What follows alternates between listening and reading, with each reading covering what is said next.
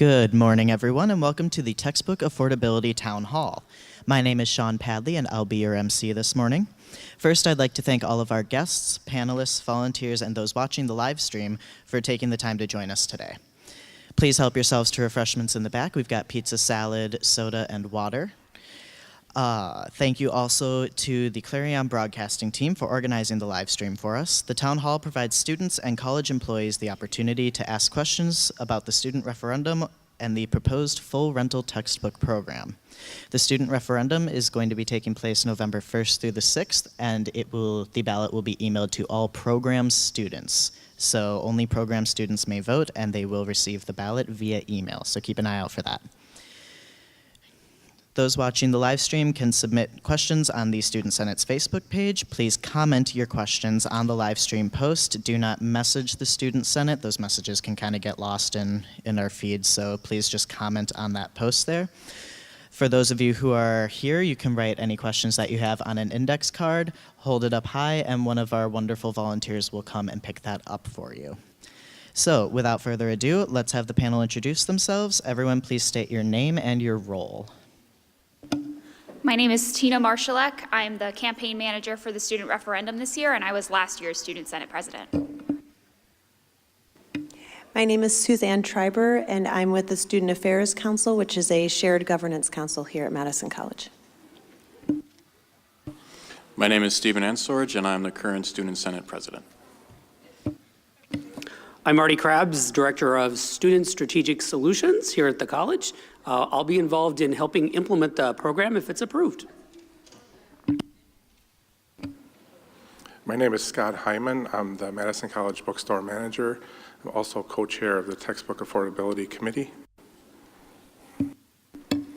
My name is Ben Monty. I am an analyst in the Budget Office, and I'm also a member of the Student Affairs Council. All right, so right off the bat, we're going to start with a two-part question. When will the program be implemented if the referendum passes, and what steps need to be taken to implement the program?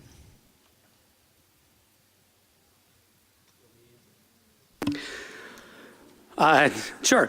So the referendum is, like they said, scheduled for November 1st to the 6th. And once approval or once the decision is made, if the decision is affirmative, we'll start on the implementation right away. In fact, the Textbook Affordability Committee has already been discussing some of the ins and outs about what the program would be. What we would do is we would work behind the scenes to prototype or to set up the fee and test it on student accounts to make sure it would be ready. Our goal would be to implement the charges to students starting in the fall semester of 2019. So that would be August or September when classes start in fall of 2019.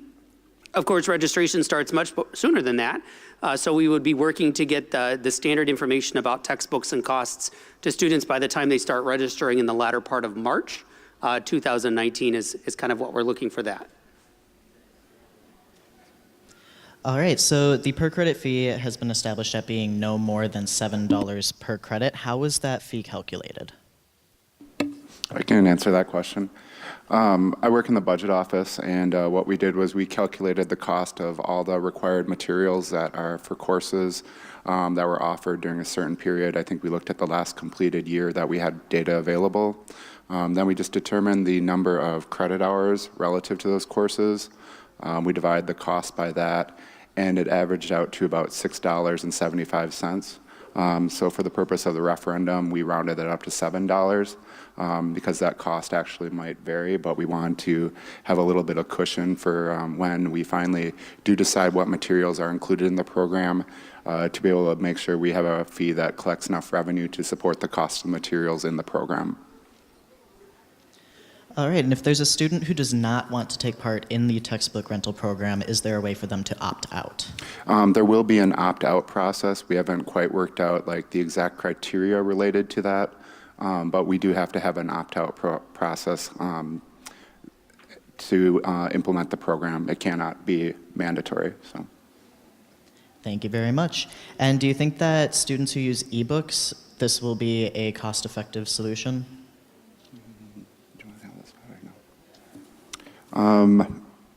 I was going to hand that to you, Scott. Did you want to talk about that?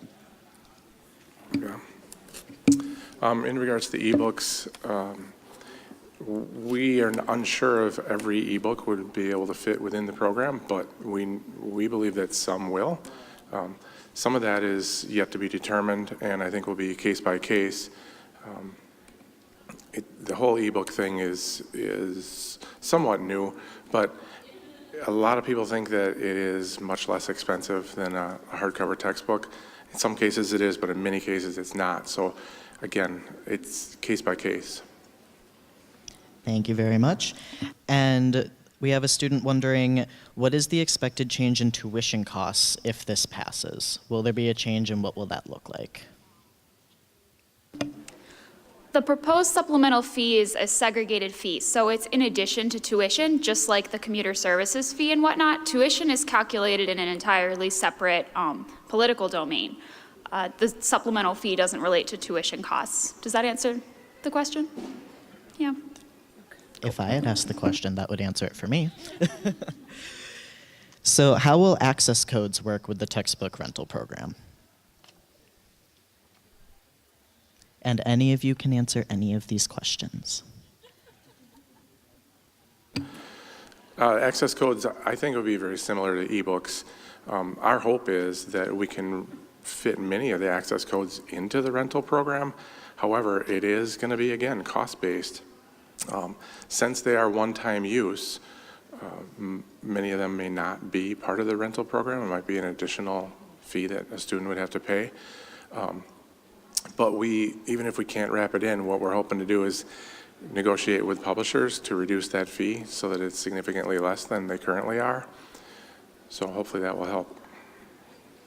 Thank you very much. And I just want to let the people who have come in know that if you have any questions, please feel free to write them down on an index card and hold them up, and one of our volunteers will come pick that up for you. May I add to the access code question? Absolutely. I might just say we aren't the first college to look into doing this. There are other universities, even in our state, who have full rental textbook programs that are negotiating with publishers and lowering down the access code so that either that access code is able to be included in the supplemental rental fee, or students purchase that access code for a cost that's below the wholesale price. For example, I have friends at UW-Whitewater who pay $5 for their MyMathLab access codes while I'm paying $100 here. Thank you very much. Will I still pay the per credit fee for classes without any required textbooks? I can answer that. If you do opt out, then you do not have to pay the fee. But if you are in the full rental textbook program, that fee for that one class wouldn't be waived because there isn't a required textbook for that class. And the way to think of this is that even if you have a single class that has an open educational resource textbook or something of that nature, there's no textbook at all, and you're reading articles on Blackboard or what have you, you're still saving a lot of money if you would be paying for all the textbooks for your other classes in that scenario. So that's just an example. If I could just add one Absolutely. thing. The other thing to think about is the life, your academic life here at Madison College. So you want to think not just from a semester to semester basis, but when you think about the cost per semester, where maybe one semester you may not have a significant amount of textbooks, but an upcoming semester, you know, you're going to have a science textbook or something else. So you're talking kind of more about the life of your time here, not just from a semester to semester basis. Thank you very much. How much will students pay for textbooks, and how does that cost compare to what students are currently paying? So the proposed fee in the referendum is, it's a per credit fee and it will not exceed $7 per credit. For example, I'm taking 12 credits this semester. If there were a full rental textbook program at the college right now, I wouldn't pay more than $84 to rent my textbooks. The nationwide average, according to the College Board's 2017 to 18 annual survey of colleges, is $600 for a college student per semester. I personally paid $400 this semester for my textbooks, as evidenced by my handy dandy button that says I paid $400 for textbooks this semester. And that's how we're comparing the fee that is proposed to the nationwide average. Thank you very much, Tina. Is it possible for rental books to run out, or will all students who opt in have access to their textbooks at all times? Well, it's certainly possible to run out. However, we're not going to let that be the answer. We're going to get more. So in the event that we would run out, we'll get some more as quickly as possible. But the intent is to order enough, to have enough on hand to fill for the full enrollment, potentially even order a couple extra just in case. All right, thank you. And if a student is undeclared and not affiliated with a program, will they be able to vote in the referendum?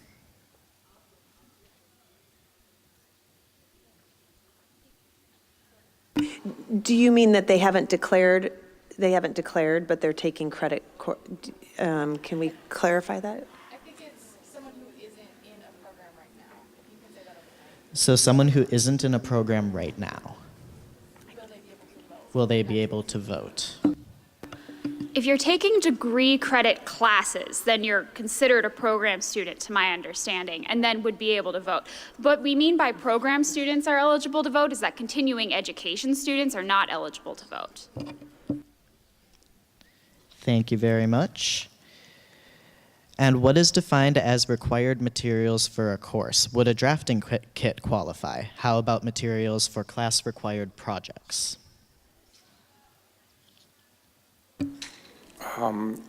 One-time use, things like a drafting kit would not qualify for rental. Again, everything is a little bit case by case, but if you think of in terms of if it's a one-time use, that would be something purchased outside of the textbook rental program.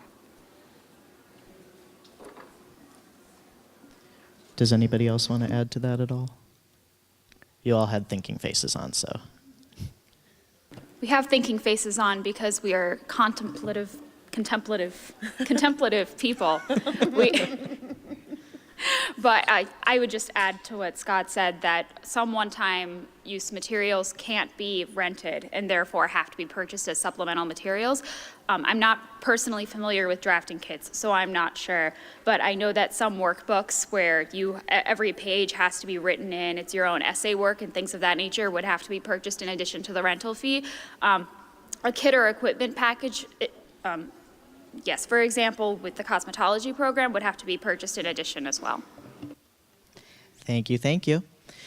Negotiating access code prices will require bookstore personnel and/or faculty to forecast enrollments in order to buy in bulk. Unfortunately, that's not always possible. I'd hate to see the college stuck with access codes due to inaccurate forecasts. How would that be handled?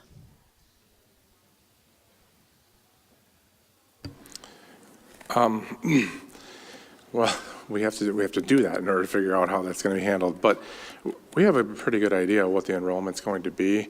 And in many cases, the negotiation is based on numbers over a period of time, not just necessarily what we need here today. So if you have an adoption where you're going to use a specific access code, say over a 3-year period, and you have a general idea what your average enrollment is, we can use those numbers. And in many cases, those are returnable if we purchase too many, as long as they're not used. Well, if they're used, then that answers the question, then we needed them. If they're not used, we can simply return the ones that were unused and therefore not affecting the budget. And will any subject be excluded from the rental program? So any course subject, will their textbooks be excluded? So when the Student Affairs Council put together their recommendation to the cabinet and to the college, there was an evaluation of reaching out to all of the departments and program chairs and et cetera, the leaders of each program to determine what the what things could be anticipated in terms of obstacles for being part of a rental program. And it was surprising that there were many that with education and how the rental program would work, that it would actually fit well into a rental program. There was, I don't have the specific statistics, but the percentages were pretty low for those that absolutely would not. So in terms of programs themselves, it is possible, but I don't think that necessarily has been determined as of yet, but the committee, I'm assured, would be looking into that. Thank you, Suzanne. Will students based at regional campuses have to pay shipping cost? Shipping costs, the way that we have planned for the shipping costs is if a student elects to have us ship it to their home address or whatever address they want, in that particular case, they would pay the shipping cost. However, if they elect to pick it up at one of the Madison College campuses, there would be no additional cost for that shipping. That would be a part of the whole rental program. And what happens if the student wants to purchase their textbook? The textbooks can be purchased through the bookstore at any time, even if it is something included in a rental program. We'll set it up so that you can purchase at any time, whether it's day one or whether it's mid-semester or end of the semester. You can always come in and purchase that book. And with all my love still to Scott, you don't have to buy it through the bookstore either. Whatever, we do love our bookstore, support them as you can. However, the books that you buy as a student are at your own discretion. You can buy whatever books you want from whomever you want. However, you will still be paying that supplemental fee when you're paying into the full rental textbook program to rent those textbooks. So would things like chemistry model kits or the online text for language classes, which are accessed via access code, be included in the rental program? I think that question is similar to when I spoke about the access codes overall. It hasn't been determined specifically which ones would be included in rental and which ones wouldn't. Again, one-time use is generally speaking that would be something that you would pay for in addition to the rental program fees. But we will be working on trying to get as many of those access codes and things like that included in rental. That's part of the negotiations with publishers. We hope to get those prices down low enough that we can include many of them in the program. Additionally, I respect wanting to know what's included in the program when you're mulling over this proposed program. However, the reason that we don't know exactly which access codes are included and exactly how much each will cost is because we aren't negotiating with publishers until we know that we're going to do this. So I hope that makes sense. And how is the school saving money through this new program if it goes through, and why hasn't it been done before? How does the college save money through this proposed program, and why haven't we done this before? I can talk about that a bit. Just the ability, you're able to save money because we're purchasing items up front, and then we're able to reuse them over the course of potentially 6 semesters. I don't think it has been done before. It takes a lot of upfront costs to do something like this. And several years ago, the college did put aside some money to fund this program, looking down the pipeline that this was an interest of the students to save them money on textbooks. So we have the ability to do this because the college planned to do it and put that money aside. So we have the money already available to make that large textbook purchase. And then we'll replenish that sort of collection of books or materials after 3 years, and that's how we collect the fee, and then we have the money at that time to pay for all the books again when it comes time to get make a big upfront purchase of what the college needs for its courses. Ben, you can clarify if I have this incorrect, but I also think from a cost savings, it's not as much about the college saving money, it's more about the students saving money. So from what I understood in terms of the numbers, the goal is to be at a wash, like to not make money off of this, to not lose money off of this. It's just to provide a lower cost option for the students. Is that fair? Okay. I agree with both Suzanne and Ben. But also, as far as why this hasn't been done before, I'd just say the Student Senate has been working on textbook affordability for over a decade. And there are a lot of different, there are a couple different solutions that can be considered in textbook affordability, like using open educational resources. But if we wanted to all use open educational resources to strategically save students money, we would need a full-scale adoption of OER, which isn't necessarily practical for faculty because there is not available OER for every faculty member's discipline to teach to give students the competencies they need from each course we teach at the college. Now, the college had a number of things that they had to set up in order to implement a program like this, which is what Ben covered with the financial preparation. And the Student Senate didn't really start advocating specifically for a full rental textbook program until probably about 4 years ago, when we saw how it was working at UW-Whitewater and UW-Platteville and a number of other UW schools, and realized how much money those students were saving with that program. Then we started working towards that specifically, and Kalia, I think there's somebody with a note card. Thank you. And that's when the Student Senate started specifically talking about a full rental textbook program, and the college, within about a year and a half probably, started working on the textbook adoption policy, which was the first step to implementing this. Why the people before and before that did not consider this solution, I don't know, but that's the timeline. All right, and we've been asked for some clarification. So it sounds like a ballot will be sent to program students, but for undeclared students who are taking program classes, are these students sent a ballot even if they are not just continuing ed students? That should probably, yeah, we should clarify that. It's not about being undeclared, it's about taking program level credit bearing courses. So if you're taking a course that is credit bearing, that is not continuing ed or developmental, then you would be getting a ballot, correct? Okay, all right. So please, if that still doesn't clear it up, ask for more clarification. What are some possible drawbacks to the textbook rental program?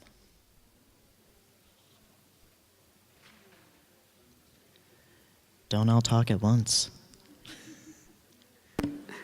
I think that one of the things that the textbook rental program will rely on is successful adoption from faculty.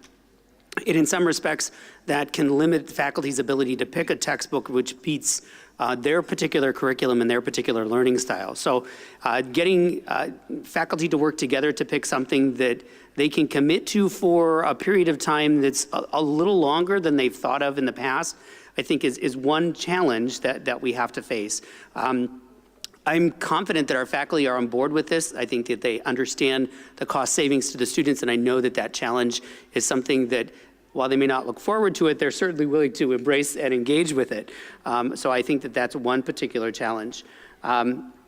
There are several things with the implementation of the textbook that the bookstore is going to have to adopt to, right? Because when you get a textbook, you're renting a specific book. Every book is going to have to be serialized or a specific barcode put on it so that they can relate that textbook to you as the renter. And that's not a process that the bookstore currently does with the majority of textbooks that they sell. Is that correct? So there are a few new things that the college is going to have to learn how to do as well. I think that we've recognized a lot of the challenges with this particular program, but the benefits that we see for the student community are just so overwhelming that we're willing to say, yes, we recognize these challenges, and yes, we're smart people that can work together to overcome them. That's a perfect answer for this next question. Will faculty be encouraged to use books that are included in the rental program?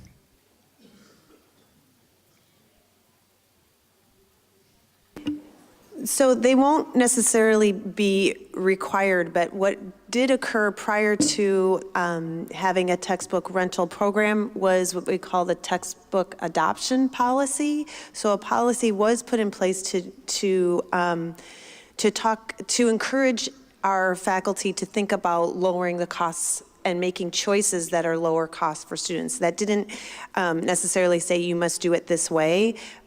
We want to acknowledge the academic freedom that we want our faculty to continue to have, but creating kind of a foundation in terms of policy of getting faculty to start thinking about how they want to choose and what they want to choose kind of helped, again, kind of propel our conversation to the textbook rental program.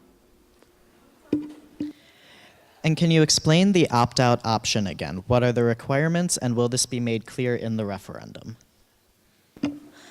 The opt-out process was really just discovered, really, that we are required to have an opt-out process. The criteria for that opt-out process has not been established yet, but the Textbook Affordability Committee has it on their docket for the next item that they have to tackle. I'm actually on that committee as well.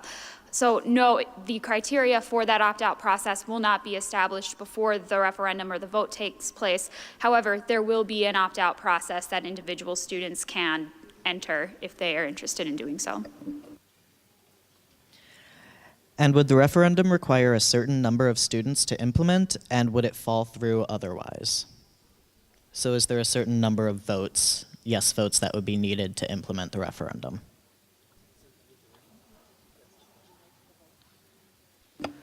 I don't know if the person here is willing to clarify that question, but do we mean the percentage of people voting, or are you that person? Will you clarify? That's what I thought. Thank you for clarifying. If people are opting out, then we do have to evaluate how that's going to impact the cost of the program. If people are opting out, we don't have their costs anymore either. If they were like in the program and had associated costs with their materials, so it does potentially save money on that end. We've started looking into the issue of like whether certain programs may not be a perfect fit for the program and stuff, and we don't see it being a very widespread where it's going to affect the success of the program, but it's definitely something that's on our radar and we are looking at. So I don't think it's going to overall affect the success. I mean, I think we're still going to be save students a lot of money on their textbooks. And can you tell us more about schools that already use a textbook rental program? Like, what are the costs and the process of how that works for the students? So can you tell us more about the schools that are already using a textbook rental program and what those costs and the process looks like for the students?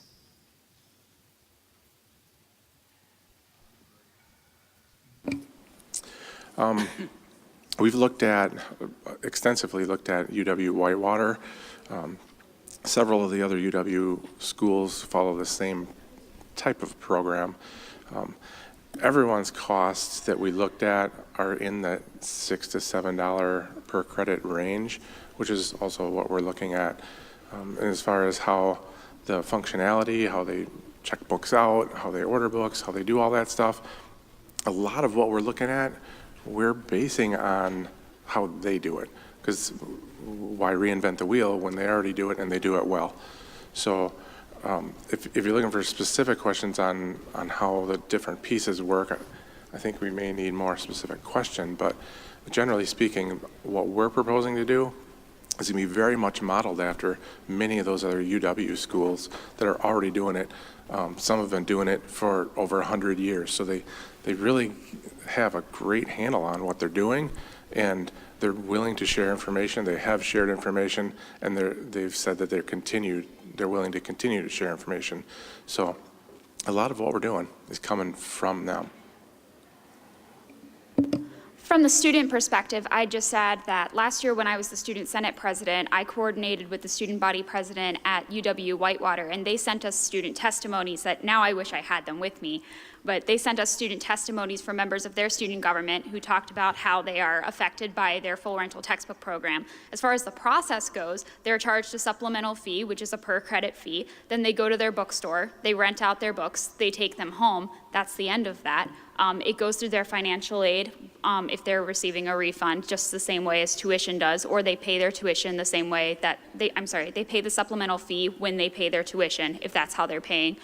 And the students there who I've spoken to, and I have friends who transferred there and I have friends who went there as freshmen, they don't even think about textbook costs. It's not something that they're worried about. Just like our students aren't worried about their bus passes. It's a little over $40 fee that you pay as a supplemental fee, and you go to Student Life, you get your bus pass, and you don't have to worry about buying a month-long bus pass each and every single month. And then you have that for the entire semester. That's how their textbooks are for them. And here, I know students personally in student government, and I deal with this too. In August and January and December, you start to fret about how much your textbooks are going to cost, and if you need to get more hours at work, or if you need to get a third, fourth, or even fifth job to pay for those textbooks. If I were paying $86 a semester to rent my textbooks instead of $400, I could have worked a lot less hours in August. Will students be able to highlight and write in their rented textbooks? Yeah, we will allow highlighting and writing in textbooks. The few titles that we rent now, we already allow that. Anytime where it's excessive, and I mean excessive, where it's literally covered in highlighting, there's been a couple of cases, but in recent years, I mean, literally 2 cases where we wouldn't accept a textbook back. So we don't believe that's going to be an issue. We're pretty flexible about that.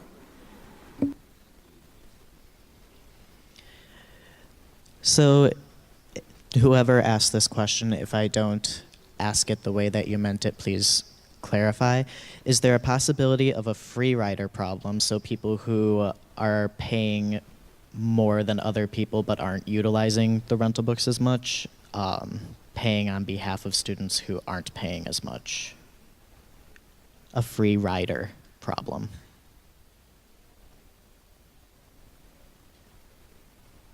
Is the question whether some program students would be subsidizing the textbook costs of other program students because other programs have more expensive textbooks than their program? Yes? No, sorry. Because That's what it sounds if that like. is the question, then that could be the case occasionally because it is spread out across the entire student body. But we are looking at a maximum of $7 per credit fee here. And that fee, the referendum language does state, just to be clear, that the fee adjustments exceeding 3% need to be approved by the Student Senate. So the college cannot just fluctuate this fee on command at whatever percentage necessary to adjust this. It's reasonably stable how this is being set up.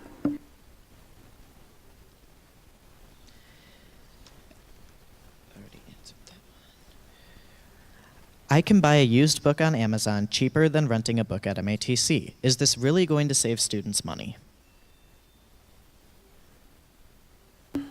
The current rental program runs significantly different than what the new proposed rental program is. Under the new program, as we're talking about, is a maximum of $7 per credit.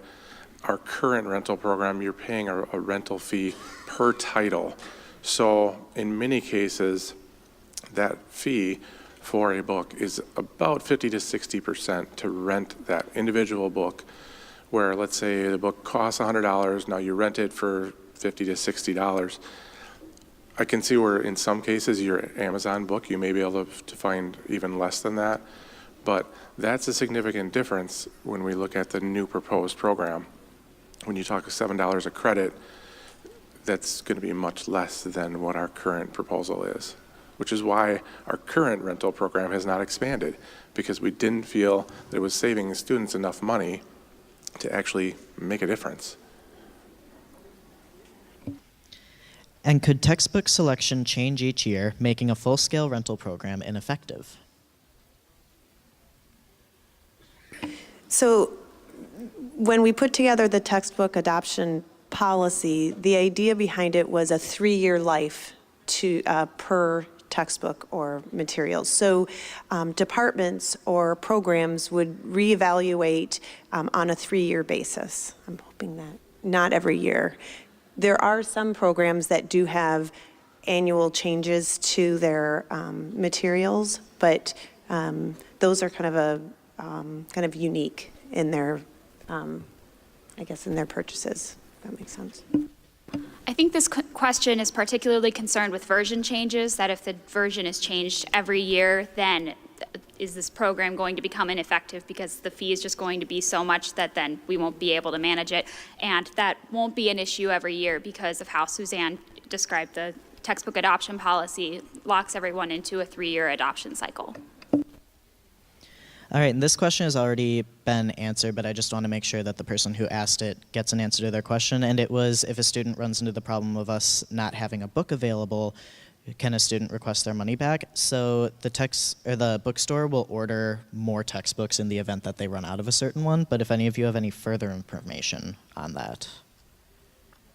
No, I don't really have anything more to add to that. I mean, we will get more books. There's no doubt about it. Now, could there be a day or two delay for us to order? I suppose that can happen. We really forecast that it's not going to happen at all because we're going to order based on what the enrollment is going to be. So yeah, I can't promise it'll never happen, but we'll always get the book. We'll always get it, and we have ways to get it pretty quickly. So it shouldn't really be a concern.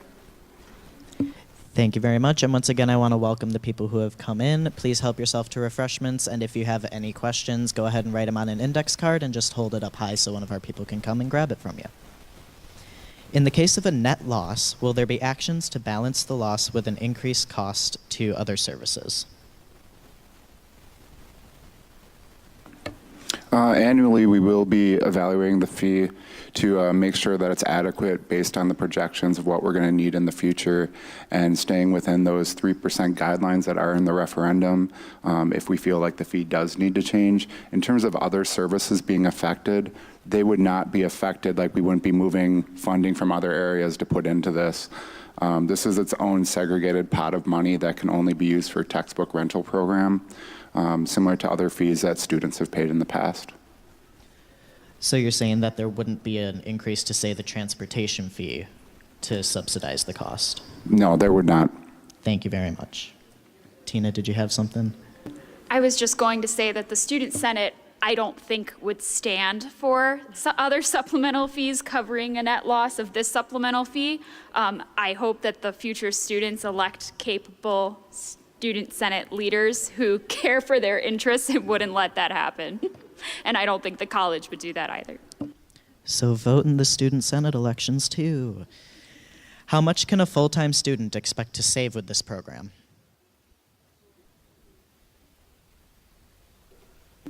We don't have a fixed range for anyone because everyone's situation is different. I'll go ahead and use my example. Stephen, maybe you can talk about how much you pay for textbooks and how much you would pay with this program. But I would have saved over $300 a semester if we had a full rental textbook program that I rented all my textbooks from, because I would have paid $86, or a maximum of $86 actually, to rent all my textbooks, but I actually paid for $400. And that's been the case. I'm a transfer student. I am not a STEM major. I'm not getting the very expensive calculus textbooks. I'm trying to transfer for nonprofit management. These are not the heavy-duty hard science textbooks. And every semester, in my own personal experience, I've spent hundreds of dollars every semester, and it's been a lot more than it would be with this program. Yeah, I would say to my experience, I would have saved probably about $200 if we had this full textbook rental program in place right now, because I'd be only paying $63 instead of, around $300. So it's a major difference in saving money. That's could be put towards another class or something furthering the degree that you're going for. And is there a provision for lost or damaged textbooks? Yeah, a lost or damaged, you would need to purchase the book, which is similar to what we do now. Damage, some would question what constitutes damage. Again, that's a decision we're going to have to make upon when it happens. Clearly, if it's completely destroyed, that's clear. Some of it comes into, well, there's a page got ripped out. Well, does that mean that you have to buy the whole book new? Most likely not. Most likely we can deal with one page being ripped out. So exactly where is that definition? It's case by case. But a lost book would be similar to a book that someone forgets to return. You end up paying the full fee to replace that book. So lost or damaged, the student would pay the additional fees to cover replacement costs. And would that fee be tacked onto the student's student account, or would it be sent on a separate bill? It would be on the student account. Thank you. If a program student does not want to participate in the textbook rental, can they opt out? This question's already been answered, but again, I want to make sure the person gets their answer. There will be an opt-out process. We don't know exactly what that will look like just yet.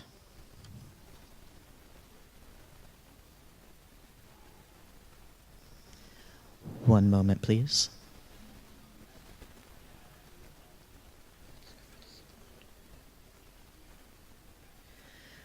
Will veterans benefits cover the supplemental fee? To clarify, the GI benefits pay for tuition costs, but will they pay for the supplemental fee as well? I'm not sure. We can certainly check with our Veterans Benefits Coordinator and make sure that that information is posted on the FAQs that are associated with this referendum. And how long has the Senate been working on textbook affordability, and why is this a student issue?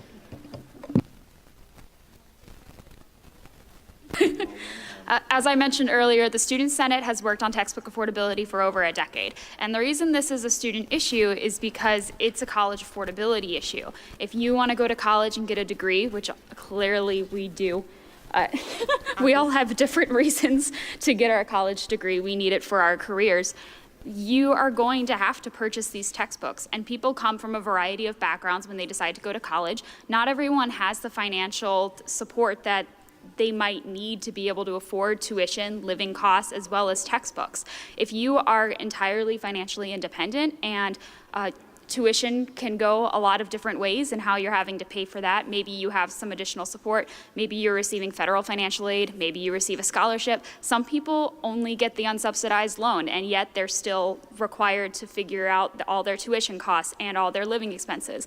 Then each semester, you have this additional $400 bill or whatever it is for you, hundreds of dollars to pay for your textbooks. People, I know many students who work 4 or 5 jobs who frankly don't sleep, only sleep on the days that they don't have to work one of those many jobs. And they have to do that to cover all of these costs. It's damaging to health, and it's not very helpful when you're trying to focus on your academics, because imagine being that sleep deprived and being that exhausted all the time, working that hard in order to even be here, much less to even get good grades or excel in the studies that you want to learn in.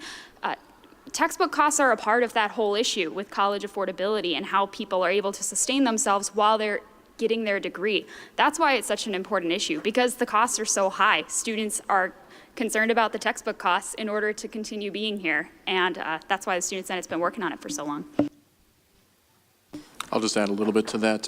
Student Senate's been working on this for over a decade, as has been stated. Other organizations on campus have been working on this for over a decade. It's a long-standing issue that we recognize, because if students have been paying an average of $600 for textbooks on average, and they save like $400, $500 from this rental program, that covers a lot of rent. That covers a large portion of what other expenditures that they have. And like Tina's been saying, they don't have to work as much external to this college to be able to and have more time to focus on their studies. So it's been a recognized issue. There's been lots of research on it that we've gone into, we've dived into, and we have come to the conclusion and asking the students that we need to recognize this. Let's make sure all students have greater opportunity to succeed by paying less. I would say that one of the reasons that the Student Affairs Council took this charge on was not only from leadership, but it really did come from the students. There was specifically a survey that you all conducted in regards to the experience that students were having in terms of their costs of textbooks. And I thought that those results were very compelling for the council to take up the charge. So. All right, and before our next question, we are starting to run low on questions up here, so if you have any, please write them down. If it's related to textbook affordability or the referendum, they will be answered. So this is another one that's been answered already, but someone wants to know, what about access codes? So they will not be included in the textbook rental program, but the bookstore plans to negotiate with publishers to try to get those at a reduced rate, which they would then give the reduced rate to the students. And if any of you want to clarify more, please do. I would say not necessarily included in the rental program. There may be some access codes that are negotiated down low enough that it is included in the fee, but we don't know that until we are negotiating with the publishers. And we aren't negotiating with the publishers right now because we don't know whether this will be approved yet. We need the students' vote to implement this program, and that's why we don't have the fixed range for the access codes yet. Yeah, and I don't have much to add to that, but we're actively going to try to get access codes included as much as possible. But don't take that as a promise that Scott said we're going to get them, right? We're going to try because we realize that obviously would be the best benefit for the students. So we're hoping to do that. Since we're running low on questions, I'll just jump back in. Yeah, also, access codes are a little complicated because as access codes have grown, and yes, they are quite expensive, it adds a learning opportunity for students with that technology. And so we don't want to take that opportunity away, but at the same time, we respect and acknowledge how expensive they are and how that burden is a part of the textbook affordability issue and college affordability, as I mentioned earlier. So we are proactively going to do our absolute best to lower those costs, but faculty are still going to have the option to include access codes in their required course materials. All right, and then why can't non-degree students vote in the referendum? They don't pay supplemental fees. They won't be a part of the full rental textbook program, and because they don't pay the supplemental fees. So you can't vote to approve a fee that you won't be paying. And currently, students have to provide a debit or credit card for rentals. Will they be required to provide that, or will the cost be placed on the student's account for the textbook rentals? No more credit cards. Okay, I'm really happy about that. No, it'll be placed on your student account if indeed there is a charge, but you do not need to provide a credit card at the time of rental. That is going away. Many instructors don't use textbooks because of the cost. Do you think instructors will require textbooks if we have this program?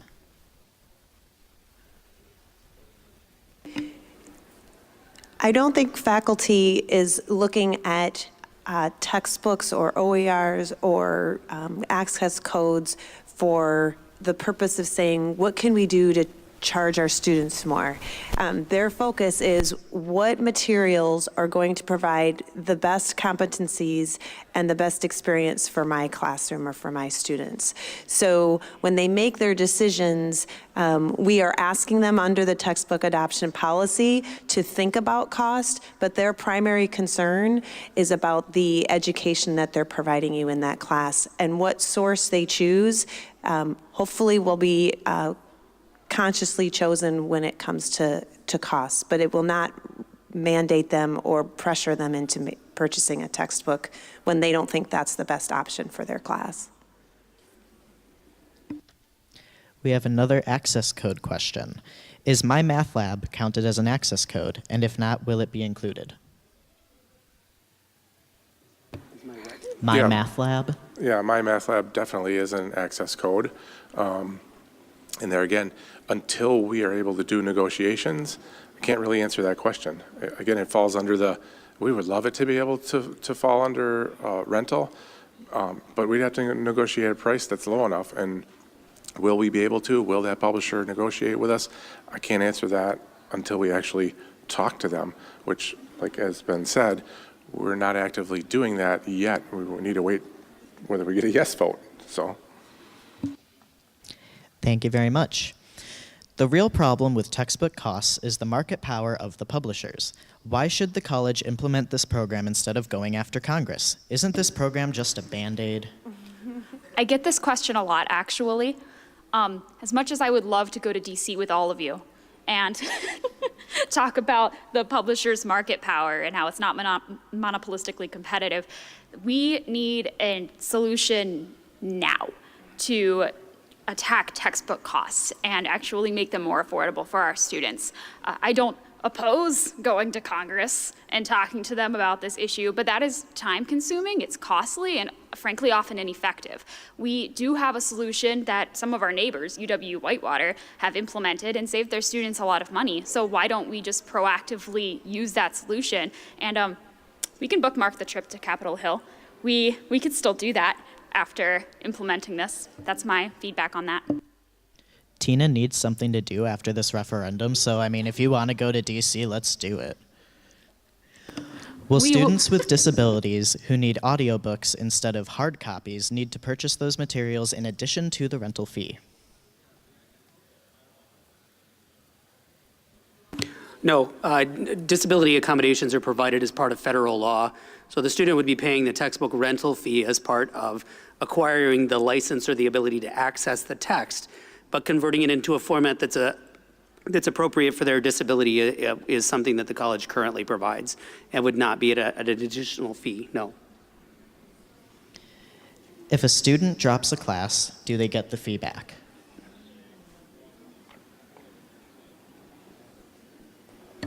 I'm not sure how to answer that exactly, because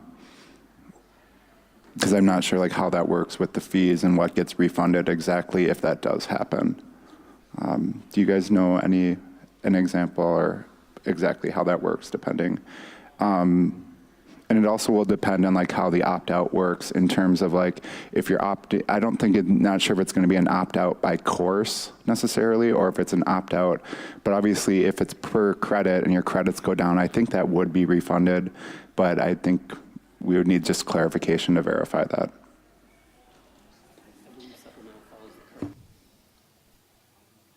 Do you want to say that in your microphone? I believe the supplemental refund follows the refund policy associated with courses, so the 20% or the 60% and 80% refund based upon when you drop the course. Thank you very much. And have other colleges successfully negotiated access code prices? Yeah, they definitely have. I can't tell you numbers exactly what the negotiation was and what they were able to get, but I know that they were able to get significant cost savings for students. And again, I don't know, I can't give you statistics as to how many different access code titles that they may include in their rental programs, but I know that it's something that they're working on as well. So, successful negotiation, yes, definitely. How successful? Again, case by case, and that's yet to be determined. Sometimes different publishers will negotiate more than others. Some won't negotiate at all. So, something we'll work on. Scott, you may need to clarify this part for me a bit, but my understanding is that the college would establish a contract essentially with the publisher because we're purchasing a 3-year supply of these access codes at once, with them being locked in a 3-year adoption cycle. Right. I mean, that would be one of the things that we could potentially do. Again, I don't know that every publisher will agree on a contract for that period of time. Some may not. Everybody's going to be a little different. And if this is voted into action, when will this start? I know we already answered this question, but we're now at the end, and that was one of the first. So the intended first time the students would be charged would be the fall of 2019 semester. So August, September of 2019. Thank you very much. So we are running out of time, so I have one final question for you. If your question was not answered or asked here, please email your question to senate@madisoncollege.edu, and we will get back to you as quickly as we can with an answer. So final question, is there anything else you want to share before the students vote?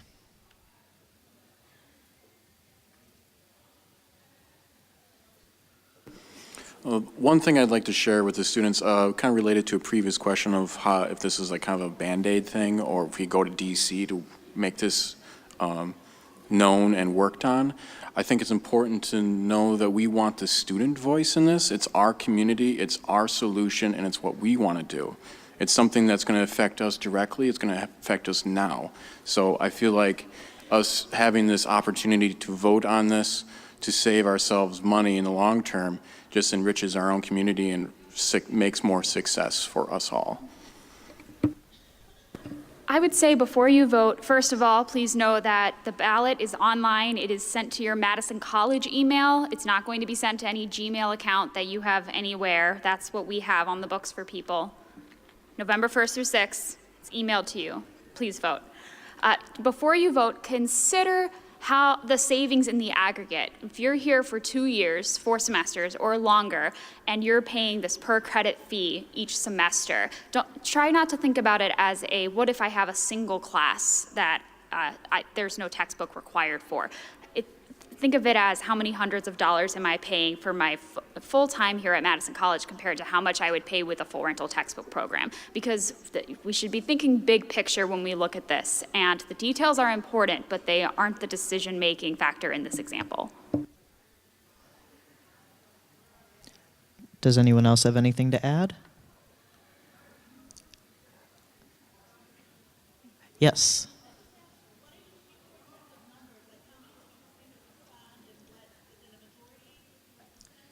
So the question is, how many students need to respond to the ballot?